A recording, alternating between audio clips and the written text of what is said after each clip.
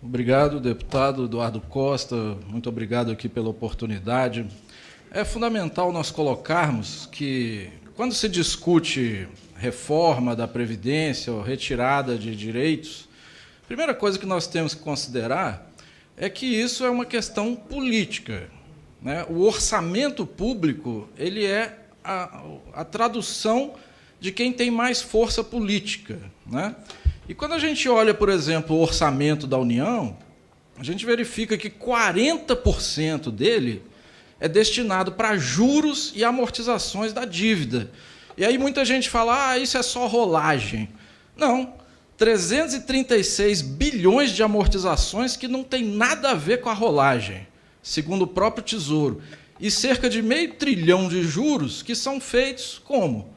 Nova dívida para se pagar juros. Enquanto todos os países desenvolvidos usam dívida para financiar a economia, principalmente em época de crise, exatamente para tirar o país da crise e refortalecer a arrecadação tributária, né? Os Estados Unidos, por exemplo, fizeram o New Deal lá na crise de 29, é déficit, sim, né? É perfeitamente compreensível. O que os países fizeram na crise de 2008?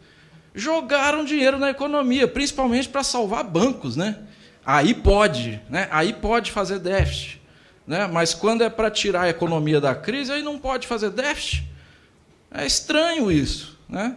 Então, quando a gente olha o orçamento da União, a gente verifica que tem 40% lá que vai para juros e amortizações da dívida. E a Previdência, muito menos que isso. Na verdade, a Previdência não é um problema, ela é solução. Poderíamos dizer aqui várias outras formas, né, de se conseguir o famoso 1 trilhão, né, que você está querendo tirar, principalmente dos mais pobres, né, conforme a própria planilha que o governo apresentou, né, que vai tirar 1 trilhão de onde? Do INSS e do abono e do EPC. Né? Como é que se poderia... A questão é, mas não tem dinheiro. E a remuneração da sobra de caixa dos bancos? Sobra dinheiro nos bancos, tem lá 1 trilhão no caixa dos bancos. E aí o Banco Central pega emprestado isso aí e remunera.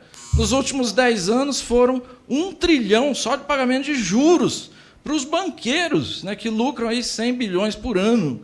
Né? Poderia, por exemplo, dizer aqui, muito bem foi colocado pelo deputado Padilha, reforma tributária. Né? Vamos só um exemplo aqui.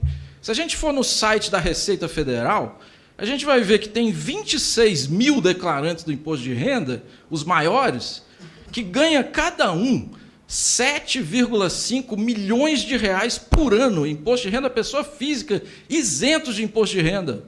Se usasse uma alíquota da Suécia neles, 60%, eles ainda ficariam com 3 milhões, hein?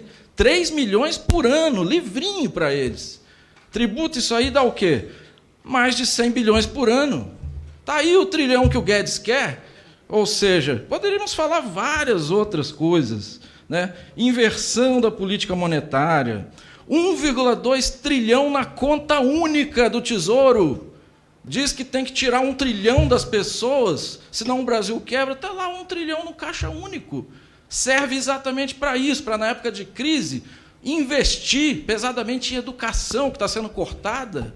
Mas educação é o que gera o crescimento econômico, que acaba com qualquer tipo de projeção de que no futuro vai ter poucos aposentados, poucos contribuintes para muitos aposentados. Isso não tem nada a ver se investir maciçamente em educação. Esse 1 trilhão do Caixa Único é para investir, para reverter a crise, recuperar a arrecadação. Ou seja, a situação é conjuntural, uma crise fabricada para se gerar déficit para depois dizer que tem que fazer reforma. Não, vamos mudar a política econômica, a auditoria da dívida e atacar os verdadeiros privilegiados, que são os banqueiros.